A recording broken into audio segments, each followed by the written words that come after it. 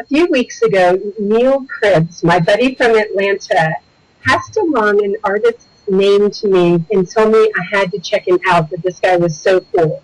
And I did. And I have him here with me now. I'd like to introduce Robert Hall. How are you doing? Great. Good morning. Good afternoon. Hi, Sherry. So you have a fascinating history that I love, because you made your life go the way you wanted it to. You were in corporate America. That's correct. And you were just having fun, hanging out there in the business community. Yeah. I actually really liked my job. I worked all the time, but I didn't hate it. It wasn't something I loathed. Had some real good experiences from it. And then what happened? Got a divorce. I just, you get caught up in it. I can remember when my wife and I first got married, I was thinking, if we could make $50,000 together combined, then we'll have the greatest life ever, and boy, that's the end-all, be-all. And next thing you know, you blink your eyes, and 5 or 6 years go by, and you're paying that much in income tax, and you're working 70 or 80 hours a week, and my wife was traveling 3 months out of the year, and it just quit making sense to me anymore, and I became less and less intrigued and motivated by all that. And so in my early 30s, I was just ready to make a change. And you did, and it isn't, you always loved music, but you hadn't been a musician. So No. how did you transition from corporate America to being a full-time artist? Well, when I quit sitting behind a desk all those hours a week, I had more time to play. I had purchased a guitar in college and was terrible at it. Couldn't play 3 chords and was a very slow learner. But it just stayed with me, and it was kind of like the good kind of cancer that just grows in you. And when I left my job, I played my first gig and made $150. And I thought, wow, $150 to play music for 3 hours. And I just thought it was the coolest thing in the world. And after the guy handed me the money, he said, when can you come back? And I said, wow, I must have done pretty good. He said, no, to be honest with you, you sucked, but damn, your friends drank a lot of beer. Because I had invited all my friends, and they literally drank every beer in that bar. He had to go across the street to a convenience store to buy beer to feed my friends for the rest of the evening. That's kind of a funny story, but it's a very important story because it taught me about music and commerce. You have to be able to monetize what you do to survive in America. And so by my friends drinking a lot of beer, the club owner made money. Therefore, he wanted me back because I helped him make money. And that's a very simple concept, but I'm amazed at the number of young and old musicians alike that are totally disconnected from that concept. And it is important to remember that. I mean, it's fine for, there are bands out there that just like to play once a month locally. Their friends come out, they party. They don't have an aim toward a full-time career, and that's totally cool. But if you do, then you have to understand that you're an entrepreneur. Correct, right. And you've got to approach it like a business. And that, it sounds all lovey-dovey and kumbaya. Trust me, I'm all about the spiritual nature of music. But the reality of playing it full-time, being able to survive doing it, it's a business, and you have to approach it as such.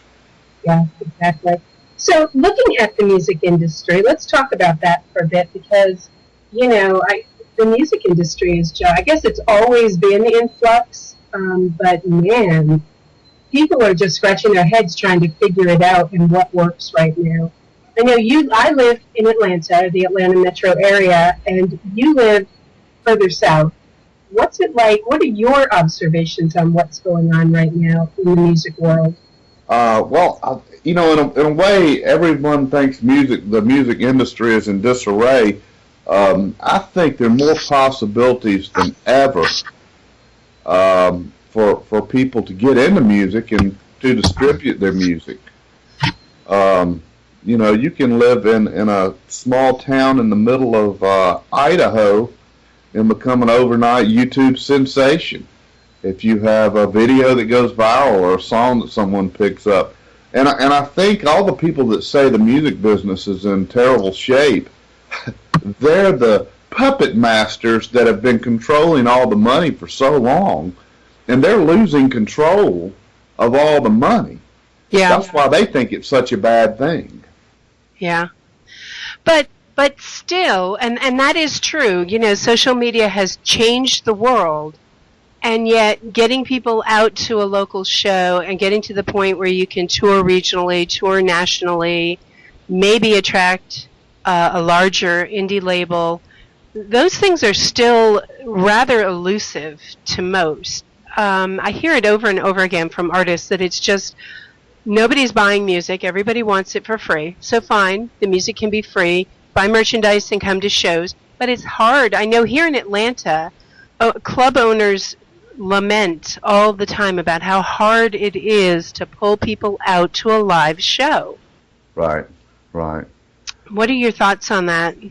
Yeah, I see that here as well. I see it everywhere. Getting people out to see a live show, it's hard to do, but it seems like I see it all the time. A guy will invest $500,000 or $1 million in a business, and he will spend a year formulating a business plan. He'll spend 6 months on a menu, and he'll spend 3 months hiring, and he'll hire decorators and spend tens of thousands of dollars. But when it comes to the music, they spend 5 minutes booking a band. Yeah. And choosing the direction of their music, and they spend 5 minutes doing it, and they try it for 2 months, say it doesn't work, and then they bitch about it the rest of their lives. So live music just doesn't work. Yeah. I mean, I don't know if I'm making my point, but you got to put some time into it and some thought into it, and you got to commit to it. Yeah, and there's the whole marketing aspect that just because we're on social media, posting things on social media is not marketing. You have to have a plan with that. There has to be a whole plan of action that you create ahead of time that might include a YouTube video and tweets on Twitter and Facebook posts and blog posts and press releases and all kinds of stuff to get the information out there. It isn't just random. And a lot of club owners and bands don't get that. Right. And I'll tell you, don't tell anybody this. It's our secret. Yeah, this is my little secret. I'm 47 years old, and I think I'm a cool guy. I'm up to date on all the newest music coming out, but I tell all these club owners, the people with the money to be able to come to a club and pay a cover charge and have drinks and have a meal that will be profitable enough for you to stay in business, they can't come out at 10 or 11 o'clock to hear music. Why don't we try this thing early? Let's do it at 6 o'clock, and that way when they come out after work and they hear a decent band or a singer-songwriter, and they look at their wife or their husband and say, hey, that's pretty good, let's stay and eat supper, and they're still home by 9 o'clock. Yep. See, I live in a college town, and most music does not start until 10 or 11 or 12 o'clock. Yeah. That's a fact. That's even during the week or the weekend, because, heck, when I was that age with no money, I wanted to get drunk at home and go out later as well. But that's a good way to monetize your money. If you can convince some club owners to have music at a time when you have an audience and you've got a chance to keep them there for a little bit longer and have an extra couple of drinks or maybe a meal. That's a good point, actually. That's a really good point. So how did you do it? Tell me the steps you took. Okay, so you had this guitar, and little by little you were making friends with it. You left the business world. How did you end up full-time musician? Started out just, I was playing a guitar for a girl on the back porch of this restaurant. The guy heard me playing, asked me if I played out. I said, no. That's how I got my first gig. But the biggest thing that helped me is I always supported music. I was constantly going to see music. It didn't matter who it was, didn't matter if I knew them, didn't know them. I was always going to see music. And slowly, I didn't even realize what I was doing, but by doing that, I was networking. Now, if you'd asked me, what are you doing at this time, I would have said, I'm just going to see music. But in reality, I was networking. So the more people I met, the more traveling I did. And next thing you knew, I was traveling over to Alabama to play with some songwriters I had met. And to distill your question, how I got started, if you've got a network, you've got to get out and be part of the community, because I see it all the time on Facebook. It's so popular. I see musicians all the time. They're friends of mine, but they put up support live music. And these are the same people I never see at any gig other than their own. Yeah. So my point is, you got to network, and you got to show up, and you got to go support these other people. Next thing you know, those same people are supporting you. Yep. That's so true. That is a really good point. All right. Well, what would you classify your music as? How would you describe your music? Well, I can't get away from my southern accent, obviously, but some people naturally assume through my voice that I'm country, but I guess folk rock, Americana, blues. My influences are Townes Van Zandt, some of the folk blues guys, and Steve Earle, folk rock, the singer-songwriters like Guy Clark, James McMurtry, that genre of music. Okay. And do you write all your own music? Yeah, I write a lot. That's what I call myself, as a performing singer-songwriter. But I play other people's music as well. Right. I live with myself all the time, and there are some shows where, hell, I don't want to play my own music. Some shows I play all my own music. It's just dependent upon the venue and how I feel. And where do you usually play between? What are you based mostly in the South, or do you travel the whole country? I've traveled as far west as Montana. I've gone up the East Coast as far as Virginia. Being a solo independent guy, and by the way, I haven't been doing it right. And I'm still learning, because the older you are when you get into this thing, the more bad habits you have to break. So I'm still learning. At 47, I'm still learning and evolving and stealing ideas that I get from younger, more open-minded people that don't have as many layers of old paint to scrape off, of preconceived notions.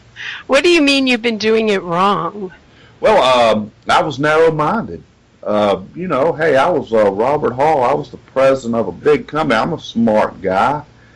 And I had all these preconceived notions about how you were supposed to do it. Okay. And I was very fortunate to encounter some people that helped expand my horizons and open my mind up to learning, because, an expert has nothing to learn. Right. And the novice has everything to learn. So I kind of really approach music and life as being a novice every day, hopefully. Being a sponge to learn new things and better ways of doing things. Oh, I love that. I love your philosophy on life. That is so cool. Well, thank you. Well, if I were to ask you this question, how would you fill in the blank? Life is awesome because... Life is awesome because opportunity. Plain and simple. Opportunity. And with the current social issues we're all dealing with now, the world used to be black and white for me, and I understand now that it's black, white, and shades of gray, but opportunity. And I believe that so many people have lost their hope in opportunity. And once you believe that there is opportunity, I believe that you can achieve great things. That's a good answer. That's a really good answer. So if you were going to give advice to a young band just starting out, what 3 things would you tell them? I met Toy Caldwell, and Toy Caldwell was the founder of the Marshall Tucker Band. And I met him at a nightclub in Columbus, Georgia, back around 1989. And I carried my guitar in the bar, and I got backstage, and he was smoking a joint with a couple of pretty ladies, and I said, Toy, I'm a huge fan of Marshall Tucker. I said, can you give me some advice? I'm just learning how to play the guitar. And he laughed, and he sat back, and he wrote on my guitar, Gotta Love It. And that's number one. You got to love it. If you really enjoy it, then it'll work. It doesn't matter whether it's fishing or playing the guitar. If you just do what you like. That sounds so cliche this day and time, but it's true. Just do what you like. That's the first piece of advice. Second piece of advice is go copy people that are doing what you want to do. Originality is kind of a buzzword for me because personally, nothing's original. The Greeks sewed all that up years ago. Go copy people that do what you want to do. Copy them straight out. Steal from them. Because, you know, you're going to put your own flavor into it. And the third thing, and this isn't really cool advice, but the old days of being a musician and being drunk all the time and puking on yourself at a show or in the parking lot, those days are gone. That never was cool, and it's not cool. You know, dope, I love to catch a buzz every now and then. Never been a huge pot smoker. I like to drink every now and then. But you don't do anything as good drunk or high as you do sober. Yeah. I mean, Stevie Ray, man, you know, he played his best music when he sobered up. Eric Clapton. That's good advice. Up. So party, but just party responsibly. Not, you know, it sounds like a grandpa here, but really, just party responsibly and remember that your job, you know, when you go to play a gig at a bar, you wouldn't want your doctor drunk when he was working on you, or you wouldn't want your banker stoned when he was counting your money. Exactly. Good advice. Good advice. All right, we're going to play one of your songs, and I was wondering if you could set it up for us. I wrote a song called, I used to play music with an old black man, and the way I found out about him is a friend of mine had a furniture route in the small southern town where I was from, and on his furniture route, he sold pay-by-the-week furniture, and one of his clients was an old black gentleman in a wheelchair. And his name was George Brown, and he said, George Brown really plays the guitar well. You'd really like him. So I went by and I met George Brown, and he was like something out of a movie. Old black guy, white curly hair, you know, I don't know how old he was, 60s, 70s. And man, he could just play the hell out of the guitar and sing blues like you've never heard. And so George and I got to be pretty good friends. And I would go there and hang out, and we would drink together, and he'd tell me stories, and he would play the guitar for me. But George, when he played, he did not use a pick. He did not use a finger pick, or he did not use a plastic pick like you see some people strumming the guitar with. He just used his finger, and he called it the dog finger. And he used his thumb and that dog finger to play the guitar. And George loved women. He always had women around him. And after we'd been friends a while, I asked him, I said, Miss George, I said, you know, you're in this wheelchair, but you've always got all these women around you. I said, how in the world, how do you get all these women? And he just smiled and sat back in his wheelchair and held up his finger and said, it's the dog finger, son. Oh, Jesus. So, I mean, that's kind of a double entendre, but he played with one finger and he called it the dog. So the name of that song is Dog Finger, and it's actually probably my most popular song. More people know that than any other song I've written, probably. Well, we're going to listen to that now. It has been a pleasure. Can you please share with our audience where people can find you online? Online, my name is Robert Bubba Hall, so you can Google me and find me on YouTube, Facebook. I play all over South Alabama and Georgia, and that's my story, and I'm sticking to it. All right, that's Robert Bubba Hall. And thank you so much for being with us. Hope to have you back soon. And this is Dog Finger.